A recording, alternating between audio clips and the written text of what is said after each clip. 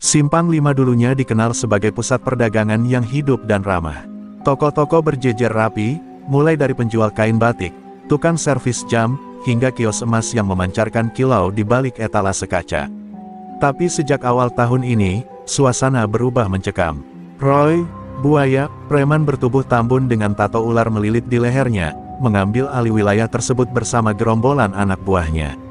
Mereka tak lagi hanya meminta uang keamanan, tapi juga memaksakan kehendak, menciptakan ketakutan lewat ancaman, bahkan pemukulan. Hari itu, seorang pedagang kaki lima ditemukan tergeletak di depan warungnya, bibir robek dan wajah bengkak. Hanya karena menolak memberi rokok gratis pada anak buah Roy. Para pedagang lain hanya bisa menunduk. Tidak ada yang berani melawan. Polisi sudah terlalu sering tidak melihat dan tidak mendengar. Semua orang tahu, Roy punya orang dalam. Maka Simpang 5 pun seperti ladang sunyi di bawah teror, ramai tapi bisu, hidup tapi lumpuh. Roy, dengan tawa kasarnya dan cerutu yang tak pernah lepas dari mulutnya, merasa menjadi raja. Tapi satu toko membuatnya penasaran, toko emas, sinar abadi, milik pria bernama Arman. Roy sudah 2 kali mengirim orang untuk menagih uang keamanan, tapi selalu pulang dengan tangan hampa.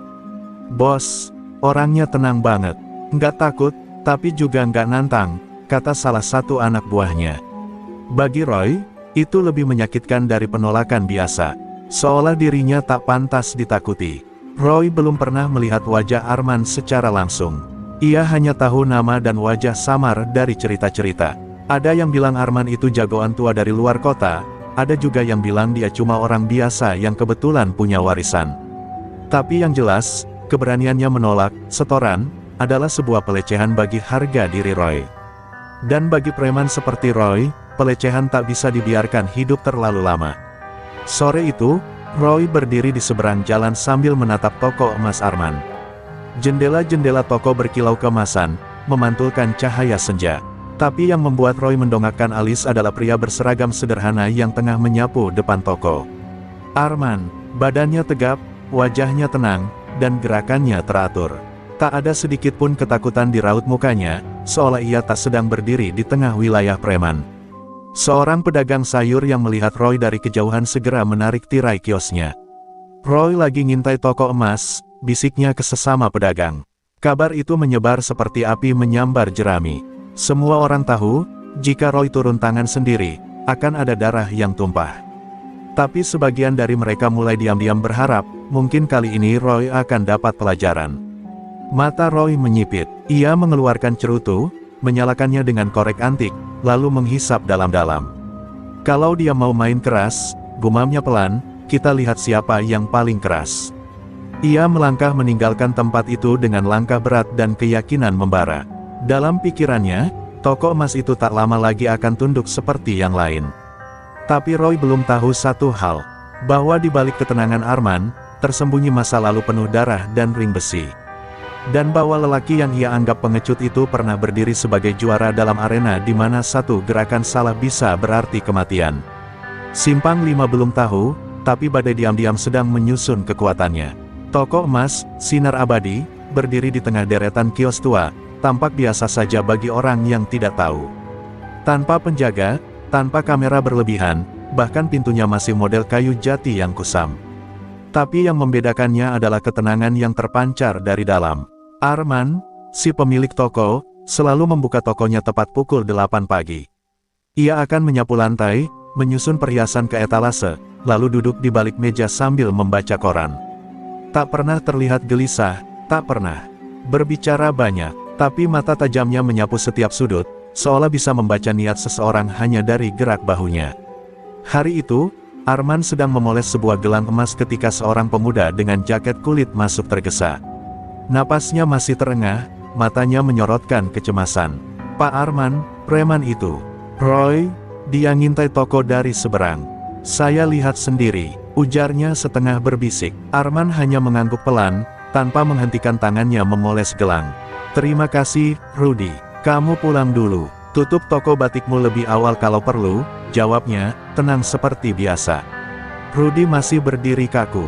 Ia tahu siapa Roy. Ia juga tahu bahwa 2 toko tetangganya sudah kehilangan etalase dan kaca depan karena ulah preman-preman itu. Tapi yang membuatnya bingung adalah Arman, kenapa bisa setenang itu. Rudy ingin bertanya, ingin mengguncang pundaknya, tapi tatapan Arman membuatnya mundur perlahan. Tatapan itu bukan tatapan takut, tapi seperti milik seseorang yang sudah sangat akrab dengan bahaya. Setelah Rudy pergi, Arman menyandarkan tubuh ke kursi kayu di belakang meja. Tangannya perlahan membuka laci dan mengeluarkan sebuah foto lama. Dalam foto itu, terlihat seorang pria berotot dengan wajah muda, penuh luka tapi tersenyum lebar, berdiri di atas ring oktagon. Itu dirinya, 15 tahun lalu, seorang petarung MMA profesional dengan rekor tak terkalahkan di Asia. Tapi semua itu ia tinggalkan setelah satu insiden tragis di ring, yang membuat lawannya lumpuh seumur hidup. Sejak saat itu, Arman bersumpah tak akan menyentuh dunia itu lagi. Namun dunia lama sepertinya tak mau melepaskannya sepenuhnya. Ancaman Roy adalah alarm yang membangunkan nalurinya. Otot-ototnya memang tak sekuat dulu, refleksnya tak setajam masa muda, tapi naluri bertarung itu tak pernah mati. Ia bisa merasakannya di dadanya, denyut pelan tapi pasti, seperti gendang perang yang mulai berdentum. Arman tahu, kedamaian yang selama ini ia ciptakan dengan susah payah sedang di ujung tanduk. Menjelang sore, dua orang asing memasuki toko emasnya. Wajah mereka keras, gerak-geriknya mencurigakan. Satu berdiri di dekat pintu, satu lagi berpura-pura melihat cincin. Arman mengamati lewat pantulan kaca etalase. Saat salah satu dari mereka mencoba menyelinap ke balik meja, Arman bergerak secepat kilat. Sebuah gerakan tak terlihat menghantam dada pria itu, membuatnya terjengkang dan memuntahkan napas. Pria kedua melangkah mundur, terkejut, lalu kabur tanpa berkata apa-apa. Setelah itu, suasana kembali tenang. Arman berdiri tegak, wajahnya masih datar seperti semula. Ia tidak mengejar, tidak juga melapor ke polisi. Ia hanya menggeser kursinya kembali dan duduk seperti biasa. Tapi seluruh pasar tahu, dua preman Roy dipukul jatuh di toko emas. Dan kabar itu menyebar lebih cepat dari api. Malam itu, di sebuah gudang tua di belakang terminal, Roy mendengar kabar itu sambil menggertakkan gigi. Tangannya mengepal, dan cerutunya kali ini tak menyala sempurna karena gemetar. "Besok," katanya pelan, "besok gue sendiri yang datang. Gue mau lihat sekeras apa toko tua itu." Pagi hari di Simpang 5 terasa lebih sunyi dari biasanya. Para pedagang membuka lapak dengan ragu, mata mereka sesekali melirik ke arah toko emas sinar abadi. Bisik-bisik tersebar dari mulut ke mulut, Roy akan datang hari ini. Bukan sekadar mengirim anak buah, tapi turun langsung. Semua tahu apa artinya itu, bakal ada kekacauan, dan kemungkinan besar akan ada darah yang tumpah. Namun anehnya, toko emas itu tetap buka seperti biasa. Arman berdiri di depan toko, menyapu halaman, seolah tak terjadi apa-apa. Dari kejauhan, suara deru motor terdengar seperti gelegar badai. 4 motor besar muncul di ujung jalan, dan di belakangnya sebuah mobil hitam berhenti mendadak dengan rem mencicit. Pintu dibuka keras, dan keluarlah Roy dengan jaket kulit hitam dan rantai tergantung di pinggangnya. Wajahnya seperti singa yang baru kehilangan wilayah, penuh amarah dan dendam. Ia tidak banyak bicara, hanya berjalan lurus ke arah toko emas, matanya menatap tajam, rahangnya mengeras. Arman tetap menyapu, bahkan tidak menoleh. Ini justru membuat Roy semakin terbakar. Ia berhenti di depan toko, lalu dengan suara menggelegar berkata, "Lo pikir lo siapa? Hah? Ini Simpang 5, bukan tempat buat main jadi jagoan." Arman berhenti menyapu, lalu perlahan berdiri tegak. Ia memandang Roy dengan sorot mata yang tenang namun menusuk. "Kalau kau datang untuk membeli perhiasan, silakan masuk. Tapi kalau niatmu lain, aku sarankan pulang sekarang, sebelum semuanya terlambat." Anak buah Roy tertawa. Salah satu dari mereka melangkah maju dan mendorong etalase toko. Kaca bergetar, tapi tidak pecah. Itu cukup untuk menyulut kemarahan Arman. Dalam sekejap, tangan Arman bergerak seperti kilat, mencekik pria itu dan membantingnya ke lantai. Tubuhnya terhempas seperti boneka kain, mulutnya langsung berlumuran darah. Semua terdiam. Roy mundur setapak, tak percaya. Ia baru sadar, gerakan itu bukan gerakan orang biasa. Itu gerakan seorang petarung. "Apa lo mau nyusul dia?" tanya Arman pelan, namun suaranya terasa seperti pukulan palu. Roy mencoba menahan gengsinya. Ia melangkah maju, tapi tubuhnya kaku. Tangan kirinya sudah siap merogoh rantai di pinggang, tapi sebelum sempat bergerak, Arman mendekat satu langkah, hanya satu langkah, dan Roy langsung berhenti.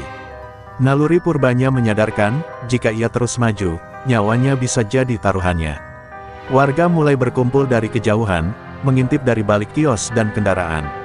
Salah satu pedagang merekam dengan ponsel gemetar.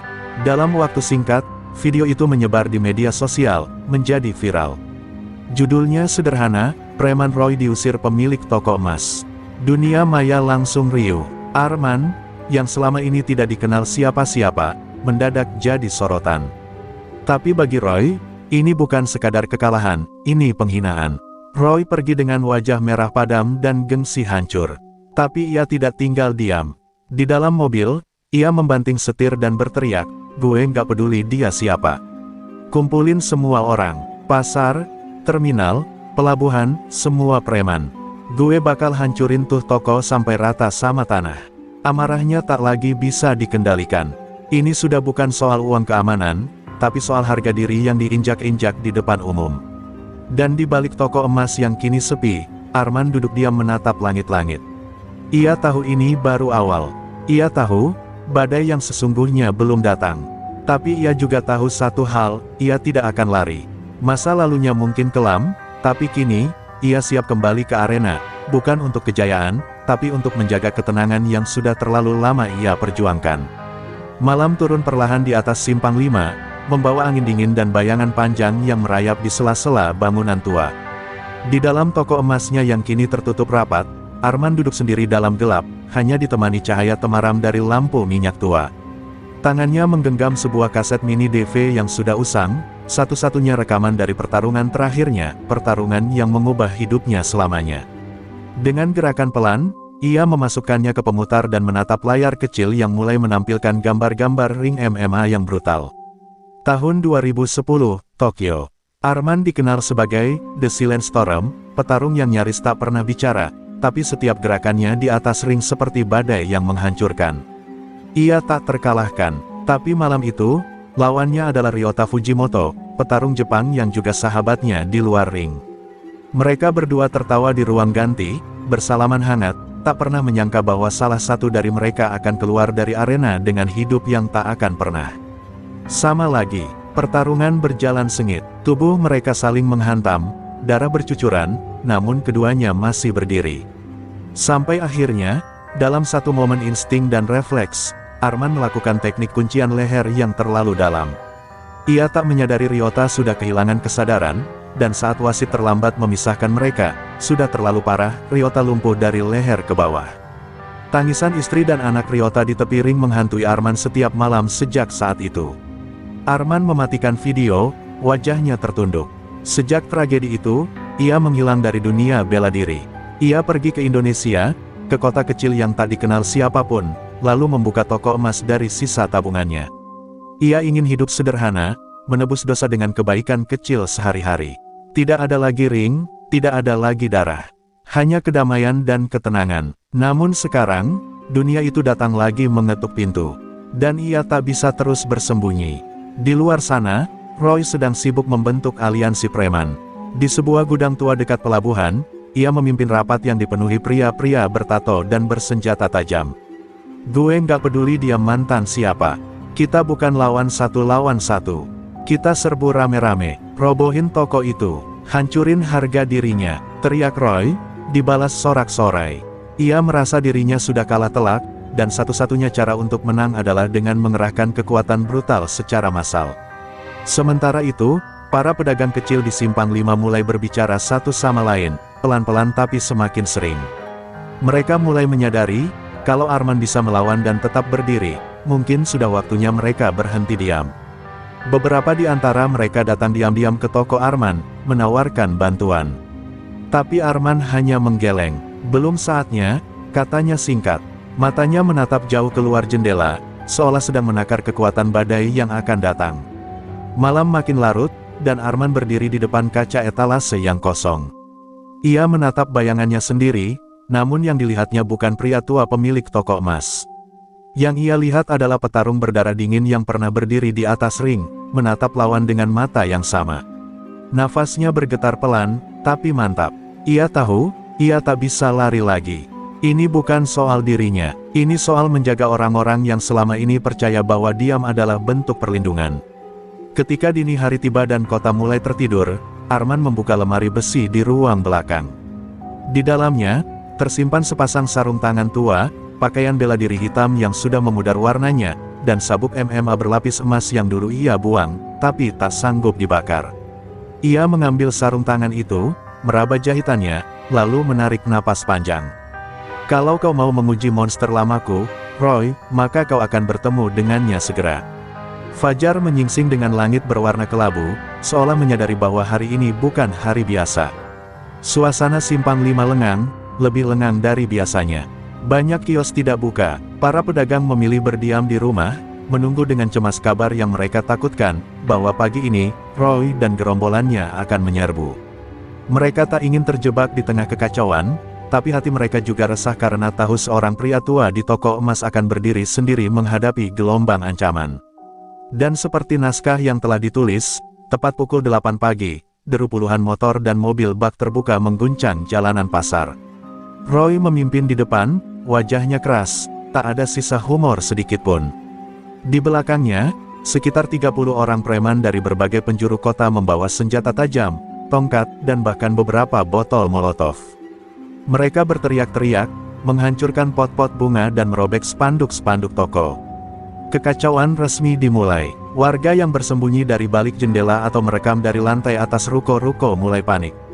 Polisi tak terlihat. Seperti biasa, jika urusan begal dan preman, aparat datang terlambat atau pura-pura tidak tahu. Roy melangkah mendekati toko emas, sinar abadi, dengan langkah berat. Ia mengayunkan linggis ke papan nama toko dan menghantamnya keras. Kayu retak, suara gemeretaknya menggema. Keluar, Arman, teriaknya, atau gue bakar nih tempat.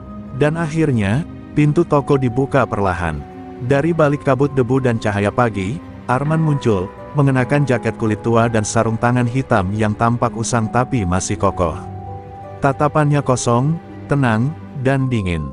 Ia tidak membawa senjata, tidak juga membawa siapapun bersamanya. Tapi langkahnya mantap. Tanpa kata, ia berjalan keluar dan menatap puluhan musuh di hadapannya. Kau tak seharusnya datang sejauh ini, Roy, ucapnya pelan, nyaris seperti gumaman. Roy tertawa mengejek. Lo pikir lo siapa? Hah, Rambo, ini dunia nyata, bukan ring tinju. Lalu dengan isyarat tangan, ia menyuruh 5 orang anak buahnya menyerang lebih dulu. Mereka berlari dengan cepat, mengacungkan besi dan pentungan. Tapi dalam 3 detik, semuanya tumbang. Satu dihantam di dada dan muntah darah, satu lagi pingsan karena lututnya dihancurkan, dan sisanya kabur sambil tersandung tubuh rekannya. Gerak Arman begitu cepat, seolah waktu berjalan lambat untuknya. Sorakan preman langsung berubah jadi sunyi. Wajah-wajah bengis mendadak dibalut keraguan dan ketakutan. Roy melotot tak percaya. Serbu sekarang juga, teriaknya dengan panik, menyadari bahwa jika ia tak menggulung Arman sekarang, maka selamanya reputasinya akan hancur. Tapi bahkan ketika 12 orang berikutnya maju serentak, Arman tak gentar. Ia melangkah ke tengah jalan dan mulai menari dalam gerakan mematikan yang menggabungkan teknik kuncian, tendangan, dan pukulan bersih, sebuah simfoni kekerasan yang efisien. Tubuh-tubuh beterbangan, teriakan kesakitan mengisi udara, darah menetes ke aspal, tapi Arman tetap tegak, tak sedikit pun luka di tubuhnya. Warga yang tadinya bersembunyi mulai keluar, beberapa bersorak, beberapa merekam, dan sebagian bahkan mulai melempar batu ke arah preman-preman yang tersisa. Ketakutan kini berbalik arah. Roy berdiri kaku, menyaksikan pasukannya dilumat satu persatu. Ia mulai mundur pelan, mencoba lari, tapi Arman sudah berada di hadapannya, matanya menusuk ke jantung. Sekarang giliranmu, bisik Arman. Roy mencoba menyerang, mengayunkan linggis ke kepala Arman, tapi gerakannya mudah ditebak. Arman menangkap lengannya, memutar tubuh Roy, dan menjatuhkannya ke tanah dengan teknik bantingan khas MMA. Dentuman tubuh Roy menggema di tengah pasar. Ingat ini, ujar Arman sambil menatap matanya, ketika kau menggunakan kekerasan untuk menakuti, akan selalu ada yang lebih kuat darimu, dan aku bukan yang terkuat. Aku hanya yang pertama. Sehari setelah kejadian itu, nama Arman bergema di seluruh penjuru kota. Video pertarungan melawan puluhan preman menyebar seperti api di tengah musim kemarau. Media lokal mulai meliput, netizen membanjiri media sosial dengan pujian, dan Simpang 5 kini tak hanya dikenal sebagai pusat pasar, tapi juga tempat bangkitnya perlawanan rakyat kecil. Toko emas, sinar abadi, menjadi semacam simbol keteguhan, dan Arman, kini bukan lagi sekadar pemilik toko, ia adalah legenda hidup. Namun dalam ketenaran itu, Arman merasa makin jauh dari tujuannya. Ia tak pernah ingin dikenal, apalagi dijadikan pahlawan. Ia hanya ingin hidup damai, menebus masa lalu dengan tenang. Tapi semakin besar nama yang dibangun orang lain atas dirinya, semakin berat beban di pundaknya. Ia mulai merasakan tekanan baru, ekspektasi. Banyak pedagang datang menawarkan uang untuk perlindungan. Anak-anak muda datang minta dilatih bela diri. Dan beberapa bahkan mulai menyebutnya guru. Di tengah kekacauan mental itu, seorang lelaki tua datang ke toko. Rambutnya putih semua, langkahnya pelan, tapi sorot matanya tajam. Ia memperkenalkan diri sebagai Pak Wardo, pensiunan kepala pasar yang dulu pernah nyaris dibunuh oleh kelompok Roy karena menolak bayar uang keamanan. Pak Wardo menggenggam tangan Arman dengan erat. "Kau telah memantik api yang sudah lama padam di dada kami," katanya lirih. "Tapi kau juga harus sadar, sekarang mereka tidak akan tinggal diam. Kau telah memalukan Roy, dan para backingnya di balik layar." Arman menatap Pak Wardo lama. Ada rasa yang sulit dijelaskan, antara tanggung jawab dan ketakutan lama yang kembali mengintip. Ia tahu, Roy bukan satu-satunya. Di balik Roy, ada sosok yang jauh lebih gelap, lebih kejam, dan lebih cerdas. Orang-orang menyebutnya dengan bisikan, Pak Dirga, mantan aparat yang kini jadi penguasa bayangan di dunia hitam kota ini. Jika Roy gagal, Pak Dirga pasti akan turun tangan langsung. Dan itu berarti, medan perangnya tak lagi sebatas Simpang 5. Sementara itu, Roy yang terluka dan babak belur dirawat di sebuah rumah aman di luar kota. Kepalanya diperban, tulangnya retak, tapi egonya yang paling hancur. Di hadapan Pak Dirga yang duduk dingin di ruang gelap, Roy tak bisa berkata apa-apa. "Kau gagal bukan karena dia kuat," ujar Pak Dirga pelan, "tapi karena kau ceroboh. Sekarang biarkan aku yang urus ini. Tapi sebelum aku bergerak, kita perlu tahu, siapa sebenarnya orang ini." Lalu ia menatap anak buahnya yang sudah menyusup ke dalam data imigrasi dan Federasi MMA Internasional. Di hari yang sama, saat Arman pulang dari toko menuju rumah kecilnya, ia mendapati pagar rumahnya dibuka paksa. Nafasnya tertahan, ia masuk perlahan, waspada. Ruangan tampak berantakan, lemari terbuka, dokumen-dokumen berserakan. Di atas meja makan, satu benda diletakkan dengan sengaja, foto dirinya saat masih di ring, berdarah-darah, dengan tulisan tangan di baliknya, "Kami tahu siapa kau. Dan kami akan datang." Arman duduk di sofa, matanya menatap kosong ke dinding. Tangan kanannya gemetar, bukan karena takut, tapi karena adrenalin mulai bangkit. Monster lama dalam dirinya, yang selama ini dikurung rapat, kini mulai mengetuk kembali. Ia sadar, ini bukan lagi tentang membela diri. Ini tentang mempertahankan apa yang benar. Dan untuk itu, ia tak bisa lagi hanya jadi pria tua pemilik toko emas. Ia harus jadi sesuatu yang lebih, sesuatu yang dulu pernah ia tinggalkan. Langit mulai gelap meski hari belum benar-benar malam. Awan hitam menggantung di atas kota, seperti firasat buruk yang tak bisa diabaikan. Di dalam rumahnya yang sunyi, Arman duduk di depan meja penuh catatan. Di tangannya, ada daftar nama, para pedagang kecil, sopir angkot, penjual kaki lima, orang-orang yang selama ini hidup dalam ketakutan di bawah bayang-bayang preman dan penguasa gelap. Arman sadar, jika Pak Dirga benar-benar turun tangan, maka ini bukan lagi tentang dirinya, tapi tentang menyelamatkan seluruh ekosistem rakyat kecil. Di sisi lain kota, Pak Dirga bergerak dalam senyap. Ia bukan tipe yang suka unjuk gigi. Ia bekerja dari balik layar, melalui jaringan korupsi, ancaman, dan kekuasaan. Di tangannya ada foto-foto Arman dari masa lalu, termasuk kliping berita pertarungan yang menyebabkan Ryota Fujimoto lumpuh. Pria ini bukan sekadar mantan petarung, gumamnya sambil menatap layar komputer, dia senjata yang pernah dimatikan, dan kini hidup kembali. Ia tak tertarik mengirim preman jalanan seperti Roy. Ia lebih suka metode lama, teror psikologis. Dan teror itu pun dimulai. Dalam waktu 2 hari, 2 toko milik pedagang yang diketahui dekat dengan Arman dibakar. Tak ada korban jiwa, tapi pesan yang dikirim sangat jelas. Di tembok puing-puing tertulis, "Jangan ikut campur." Warga kembali diliputi ketakutan. Beberapa mulai menarik dukungan, bahkan ada yang menyarankan Arman untuk menyerah. Tapi Arman hanya menatap mereka dengan tenang. Kalau aku mundur sekarang, mereka akan terus melangkah maju. Tapi kalau aku berdiri, mereka akan berpikir dua kali. Malam itu, Arman mengunjungi sebuah dojo tua yang sudah lama tak dibuka. Dojo itu dulunya milik sahabatnya, orang yang pertama kali mengenalkan bela diri padanya di Indonesia. Arman membersihkan lantai berdebu, menyalakan lampu neon yang kelap-kelip, dan berdiri di tengah ruangan seperti dulu saat masih jadi instruktur.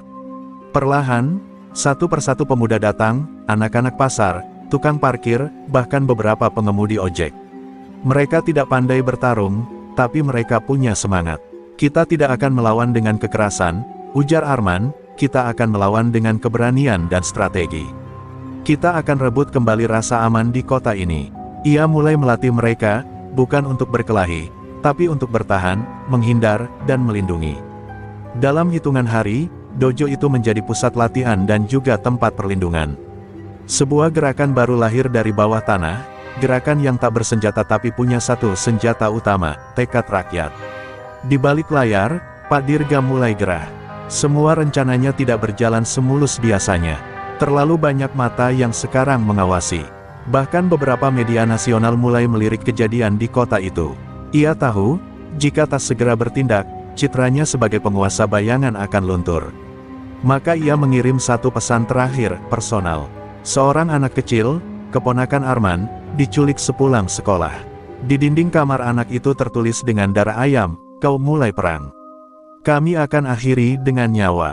Arman kehilangan kata, amarahnya membuncah, bukan dengan teriakan, tapi dengan kesunyian yang mencekam. Ia berdiri di tengah dojo, menatap murid-murid barunya, lalu membuka lemari senjata bela diri yang sudah bertahun-tahun ia kunci. Di sana, tergantung sepasang tonfa, nuncaku, dan tongkat kayu. Ia menghela napas panjang, sudah cukup berdiam diri. Malam ini, kita bawa perang ke tempat mereka, sebelum mereka menjemputnya ke rumah kita. Langit malam dipenuhi suara jangkrik dan bayangan kelam yang menyelimuti kota. Namun di satu sudut, tepat di belakang pasar tua yang terbengkalai, 10 orang bergerak dalam senyap. Mereka semua memakai pakaian hitam, wajah tertutup kain tipis, dan di tengah mereka, Arman berdiri paling depan dengan tatapan tajam seperti belati. Informasi dari salah satu pedagang yang dibayar anak buah Pak Dirga menyebutkan bahwa keponakannya ditahan di sebuah gudang bekas penggilingan beras. Malam ini bukan lagi latihan, ini penyelamatan. Di dalam gudang itu, 2 orang penjaga bersenjata duduk santai, merokok sambil tertawa pelan. Mereka tak menyangka bahwa tempat persembunyian itu telah dibocorkan. Tapi seketika lampu padam, kegelapan menyergap, dan dalam hitungan detik, 2 suara benturan terdengar, diikuti hening yang mematikan. Penjaga itu roboh tanpa sempat berteriak. Arman dan timnya bergerak seperti bayangan, disiplin dan terlatih.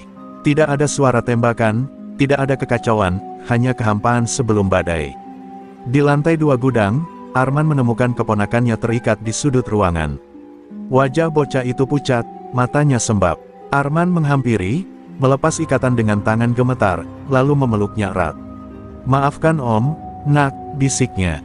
Namun kebahagiaan itu hanya berlangsung sekejap. Dari balik dinding sebelah, suara langkah kaki berat dan tawa pelan mulai terdengar.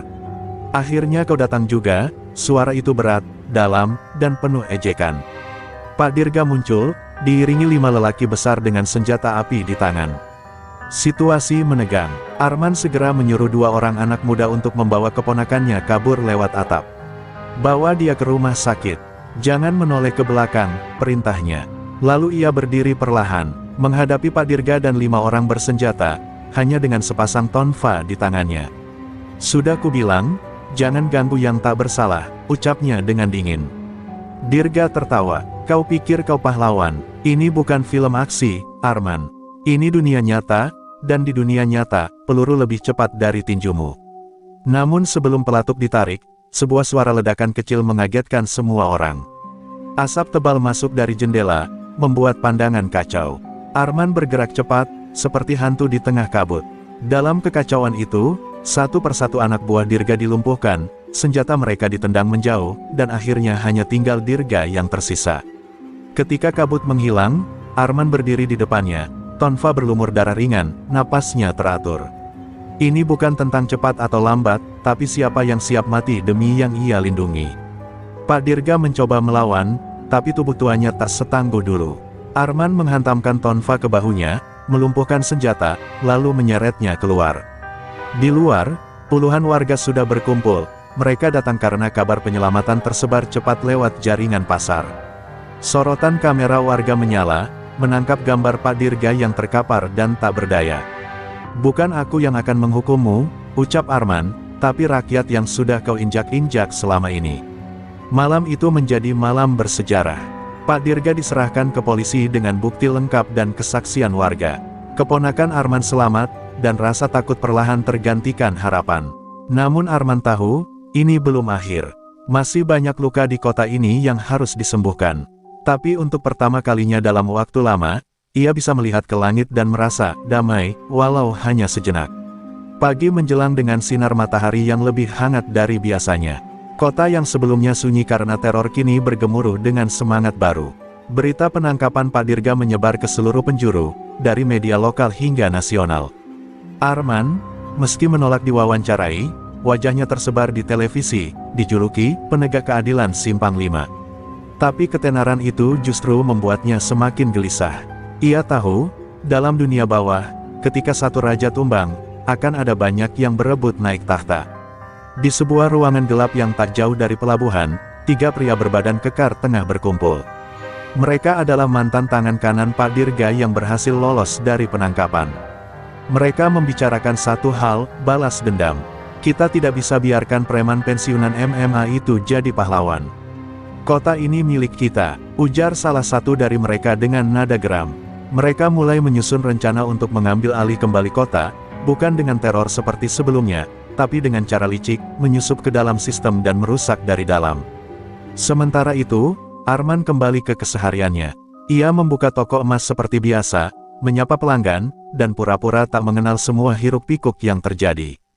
Tapi ketenangan itu semu. Beberapa warga datang diam-diam, mengaku masih mendapatkan ancaman. Preman-preman kecil mulai beraksi kembali, kali ini tanpa seragam, lebih terselubung, lebih berbahaya. Arman sadar, ini bukan akhir, hanya jeda sebelum badai berikutnya. Yang membuatnya semakin waspada adalah laporan dari salah satu muridnya, Randy, yang melihat seseorang mencurigakan mondar-mandir di dekat dojo. Arman pun memperketat latihan. Ia menyadari bahwa jika musuh berubah bentuk, maka mereka juga harus berubah cara bertahan. Ia mulai melatih warga untuk mengenali pola ancaman, menyusun rute pelarian, dan bahkan mempersiapkan sistem komunikasi darurat. Ini bukan lagi pertarungan fisik, ini perang gerilya. Pada suatu malam, saat Arman pulang lebih larut dari biasanya, ia menemukan amplop terselip di bawah pintu. Isinya hanya satu kalimat, "Kami akan rebut kembali kota ini, dan kau akan jadi batu nisan pertama." Tak ada tanda tangan, tak ada darah, tapi justru itulah yang membuat Arman lebih resah. Mereka kini tak lagi beraksi dengan kebrutalan, tapi dengan kecerdikan. Dan itu jauh lebih mematikan. Di tengah kekacauan batin itu, Arman mendapat kunjungan dari seseorang yang tak ia duga, Kapten Dimas, petugas polisi yang dulu pernah melatih bersamanya di pelatnas bela diri. Dimas kini menjabat di unit khusus pemberantasan kejahatan terorganisir. "Aku tahu kau ingin menyelesaikan ini sendiri," kata Dimas. "Tapi kota ini tidak bisa hanya bergantung padamu. Izinkan aku bantu, secara resmi." Arman menatapnya lama, lalu mengangguk perlahan. Untuk pertama kalinya, ia sadar bahwa perang ini butuh aliansi. Namun, tak lama setelah pertemuan itu, terjadi serangan mendadak di pasar malam. 5 lapak dibakar habis, seorang penjaga tua luka parah. Bukti menunjukkan ini bukan serangan sembarangan, tapi uji kekuatan dari kelompok baru yang ingin menguasai wilayah.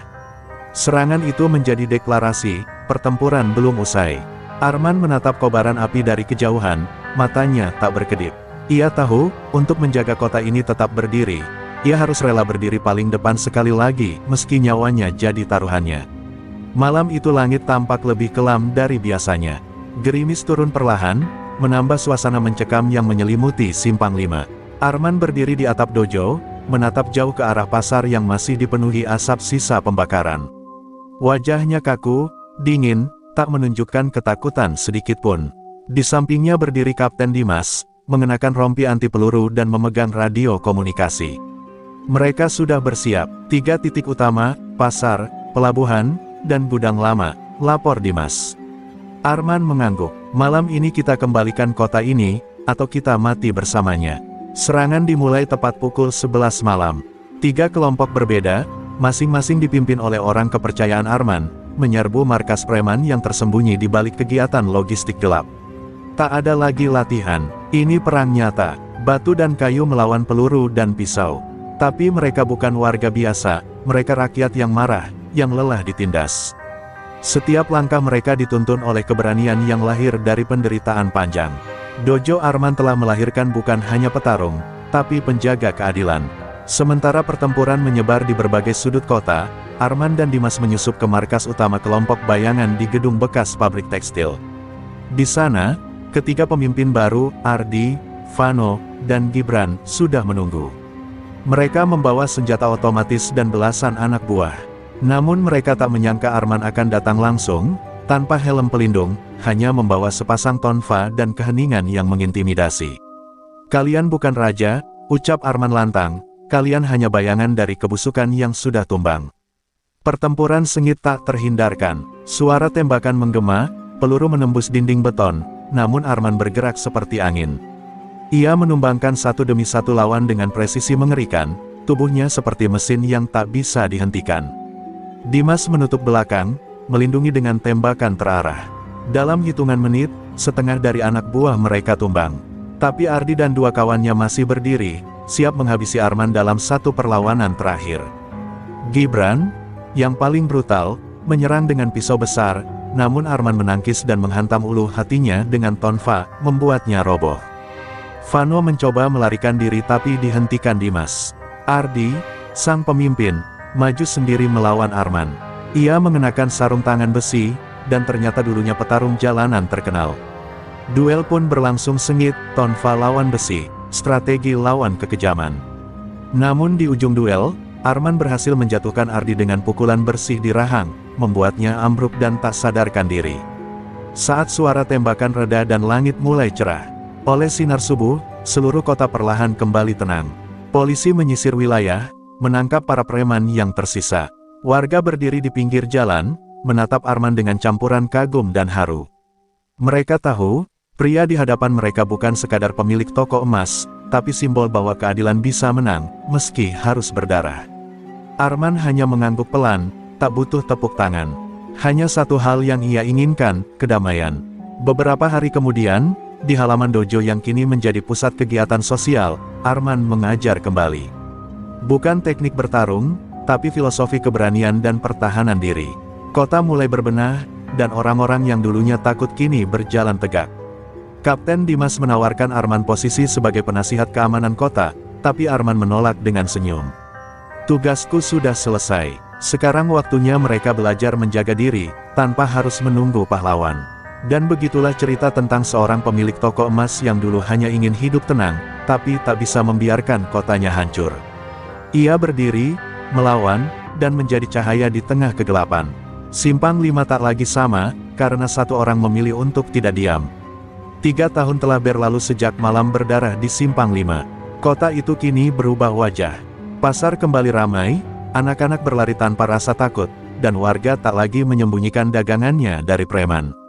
Di pojok jalan, berdiri sebuah dojo yang lebih besar dari sebelumnya, dengan tembok berisi mural wajah para pejuang kota, termasuk satu sosok legendaris yang berdiri gagah dengan tonfa di tangan, Arman. Tapi di balik ketenangan itu, tak semua orang tahu kemana perginya sang mantan petarung MMA yang menyelamatkan kota ini. Arman menghilang tanpa jejak setelah menolak tawaran jabatan dari pemerintah kota. Ia menyerahkan dojo kepada murid-muridnya dan meninggalkan pesan singkat, "Kota ini bukan milik satu orang, tapi milik kalian semua. Rawatlah." Banyak yang berspekulasi, ada yang bilang ia tinggal di desa kecil, ada pula yang percaya ia kembali ke ring pertarungan internasional dengan identitas baru. Namun satu hal pasti, namanya tetap hidup di hati masyarakat. Kapten Dimas yang kini menjabat sebagai kepala keamanan wilayah, sering datang ke dojo untuk memberikan pelatihan bersama para mantan murid Arman. Setiap kali ia berdiri di depan murid-murid, ia selalu mengulang satu kalimat yang diajarkan Arman, yang paling kuat bukan yang bisa mengalahkan banyak orang, tapi yang sanggup berdiri saat semua orang takut. Kata-kata itu kini menjadi prinsip hidup bagi generasi muda kota itu. Namun ketenangan tak pernah benar-benar abadi. Di balik layar, kabar mulai menyebar tentang kemunculan sindikat baru di kota pelabuhan sebelah. Mereka bukan preman biasa, melainkan jaringan perdagangan manusia dan narkoba yang menyusup ke struktur politik. Dimas mulai merasakan gelombang lama datang kembali, dan ia tahu, ada satu orang yang bisa membantunya menghadapinya. Tapi Arman tak pernah kembali. Hingga suatu malam, sebuah kiriman tanpa nama datang ke kantor Dimas, sebuah tonfa kayu tua, dan sebuah catatan kecil bertuliskan, "Kalau badai datang, aku akan berdiri lagi." Waktu berjalan, dan simpang 5 tetap kokoh, namun bayang-bayang baru mulai mengintai. Randy, murid terbaik Arman, kini menjadi instruktur utama dojo. Ia kerap bermimpi tentang sosok gurunya, seolah menuntunnya dalam diam. Dalam hatinya, ia tahu bahwa perjalanan belum usai. Ia mulai melatih murid-murid dengan lebih keras, mempersiapkan mereka untuk hari ketika kejahatan kembali muncul dalam bentuk baru. Di balik semua itu, di sebuah desa pegunungan yang terpencil, seorang pria tua duduk di beranda rumah kayu sambil menatap langit senja. Wajahnya berparut, namun sorot matanya masih setajam dulu. Ia menyaksikan berita dari radio tua tentang kota yang dulu ia selamatkan. Senyum kecil terukir di wajahnya. Ia tahu waktunya belum habis, hanya ditunda. Ketika suara kebenaran kembali dibungkam oleh keserakahan, ia akan kembali, bukan sebagai legenda, tapi sebagai penjaga. Karena bagi Arman, keadilan bukanlah akhir, ia adalah siklus yang harus dijaga, dijemput, dan jika perlu, diperjuangkan kembali dengan darah dan kehormatan. Dan begitulah, kisah seorang pemilik toko emas yang diam-diam pernah mengguncang dunia bawah tanah, tetap hidup sebagai simbol. Bukan karena otot atau kekuatannya, tapi karena ia memilih melindungi ketika yang lain memilih mundur. Angin malam bertiup kencang di pelabuhan kota selatan. Lampu-lampu jalan berkelip redup, seolah ragu untuk tetap menyala. Di tengah deretan kontainer, terdengar suara teriakan dan tawa kasar dari sekelompok pria bertato yang tengah memindahkan kardus berisi paket mencurigakan. Mereka bukan sekadar preman biasa, ini adalah bagian dari sindikat baru yang mulai memperluas wilayahnya. Namun malam itu, satu peristiwa kecil mengguncang mereka. Salah satu kontainer ditemukan terbuka, dan seluruh isinya hilang. Di lantainya hanya tertulis dengan kapur, "Jangan sentuh simpang 5. Keesokan harinya, Dimas menerima laporan dengan wajah gelisah. Dia kembali, gumamnya, matanya menatap foto tulisan kapur itu. Ia tahu, hanya satu orang yang bisa menulis ancaman tanpa suara namun mengguncang sindikat besar. Tapi kali ini, Dimas tak tahu apakah ia harus bahagia, atau takut. Sebab jika Arman benar-benar kembali, itu berarti ancaman kali ini bukan main-main. Dan mungkin, akan ada korban yang jauh lebih besar. Di sisi lain, Randy yang sedang melatih murid-murid di dojo mendapati surat misterius terselip di loker lamanya. Isinya tak panjang, hanya sebuah koordinat dan catatan, latihlah mereka bukan hanya untuk bertahan, tapi untuk bertindak. Hatinya bergetar, ia tahu tulisan itu, gaya hurufnya, tekanan penanya, bahkan bau kertasnya, semuanya milik Arman. Tanpa menunggu, malam itu juga Randy pergi ke lokasi yang tertera, sebuah gudang tua di pinggiran kota yang sudah lama terbengkalai. Sesampainya di sana, ia mendapati tempat itu telah diubah menjadi markas pelatihan bawah tanah. Peralatan bela diri, arena pertarungan, dan catatan strategi menumpuk rapi. Tapi tak ada tanda-tanda kehadiran Arman. Hanya suara rekaman di pojok ruangan, "Kalau kau dengar ini, berarti waktunya sudah dekat. Latih mereka, aku akan jaga dari bayang-bayang." Randy menggenggam tonfa tua peninggalan gurunya. Ia sadar, tugasnya kini jauh lebih besar dari sekadar mengajar. Sementara itu, sindikat pelabuhan mulai menyusup ke pemerintahan lokal, menyuap pejabat, dan memperluas pengaruh. Salah satu rencana mereka, menjadikan Simpang 5 sebagai pusat distribusi barang gelap. Ketika berita ini sampai ke telinga Dimas, ia langsung menggelar rapat darurat. "Kita harus bangkit, tapi tanpa Arman di sisi kita butuh pemimpin baru." Semua mata tertuju pada Randy, yang diam, namun matanya menyala. Ia tahu, ini bukan soal menggantikan gurunya, ini soal melanjutkan perjuangannya. Di tengah bayang-bayang kekacauan yang mulai menyelimuti kota, serangan mendadak terjadi di dekat pasar malam. Beberapa toko hancur, dan mural Arman dicoret dengan cat merah. Pesan dari musuh sudah jelas, mereka tak hanya ingin wilayah, mereka ingin menghapus sejarah. Tapi malam itu, warga tak lari seperti dulu. Mereka berdiri, bahu-membahu, dan yang memimpin mereka bukan polisi, bukan tentara, tapi Randy, dengan tonfa di tangan dan semangat Arman di dada. Dalam diam, dari balik keramaian, seseorang berdiri di atap gedung, mengenakan jaket hitam dan topi yang menutupi wajahnya. Ia menatap simpang 5 yang bersinar dengan api keberanian. Di tangannya, sebuah radio kecil aktif, menghubungkan ke Randy. Suaranya tenang namun penuh karisma, "Kau sudah memulainya dengan baik, Randy. Tapi kita belum selesai. Perang baru dimulai. Arman belum mati. Ia hanya bersembunyi, untuk menjaga dari tempat yang tak terlihat. Dan kini, cerita tak lagi tentang satu pahlawan. Tapi tentang warisan, tentang kebangkitan generasi baru, dan tentang bayang-bayang yang tak pernah benar-benar pergi." Langit malam itu tampak merah, bukan karena senja, tapi karena ledakan di sudut pasar Simpang 5. Gudang logistik yang selama ini jadi tempat distribusi sembako warga dibakar oleh orang-orang suruhan sindikat pelabuhan. Asap mengepul tinggi, dan suara sirine ambulans bercampur dengan jeritan ketakutan. Ini bukan peringatan lagi, ini deklarasi perang. Randy berdiri di tengah reruntuhan, wajahnya menghitam oleh debu, tapi matanya membara oleh amarah. Mereka sudah melewati batas, desisnya. Tak ada lagi jalan mundur. Di aula dojo, Randy mengumpulkan semua murid, warga, dan mantan preman yang dulu bertobat karena Arman. Ia berdiri di depan mereka, tak lagi sebagai murid, tapi sebagai pemimpin. "Kita tidak punya senjata, kita hanya punya nyali. Tapi ingat, kota ini pernah diselamatkan oleh satu orang. Sekarang, kita semua adalah dia. Kita semua adalah Arman." Sorak-sorai meledak. Orang-orang bersatu bukan karena perintah, tapi karena luka yang sama, dan cinta yang sama pada tanah yang mereka pijak. Sementara itu, sindikat mulai menyebar teror di seluruh penjuru kota. Mereka menyusup ke sekolah, menyerang pasar malam, dan bahkan menculik 2 warga sebagai sandera. Tujuannya jelas, membuat Randy menyerah sebelum sempat membalas. Tapi mereka tak tahu, Randy tak bergerak sendirian. Di balik layar, Arman kembali beraksi. Ia menyusup ke gudang penyimpanan senjata milik sindikat, menghancurkan satu persatu logistik mereka. Semua dilakukan dalam bayangan, tanpa pernah memperlihatkan wajah. Hanya jejak-jejak kehancuran yang ditinggalkan. Randy merancang strategi. Ia membagi kelompok kecil ke beberapa zona, ada yang bertugas menyelamatkan sandera, ada yang menyabotase jalur distribusi musuh, dan sisanya menjaga titik vital kota. Latihannya selama ini bukan hanya soal fisik, tapi juga kepemimpinan. Ia tahu, ini bukan sekadar pertarungan otot.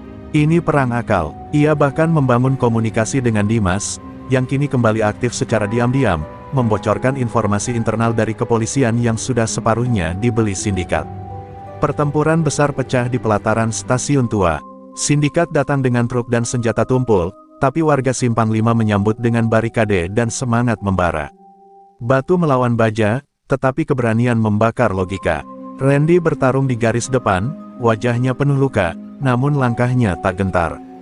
Di tengah kekacauan, ia berhadapan dengan tangan kanan pemimpin sindikat, pria besar bertubuh seperti beruang, membawa rantai besi. Duel brutal pun terjadi di tengah kobaran api. Randy nyaris kalah. Rantai itu menghantam dadanya, membuatnya tersungkur. Tapi sebelum pukulan terakhir mendarat, sebuah tonfa terlempar dari kegelapan dan menghantam kepala lawan. Sosok berjubah hitam melompat dari atap dan bergabung dalam pertarungan, Arman. Ia muncul di saat yang paling dibutuhkan, dan seluruh medan tempur seolah membeku melihat legenda hidup itu kembali. Seketika semangat warga menyala kembali. Yang tadinya ingin lari, kini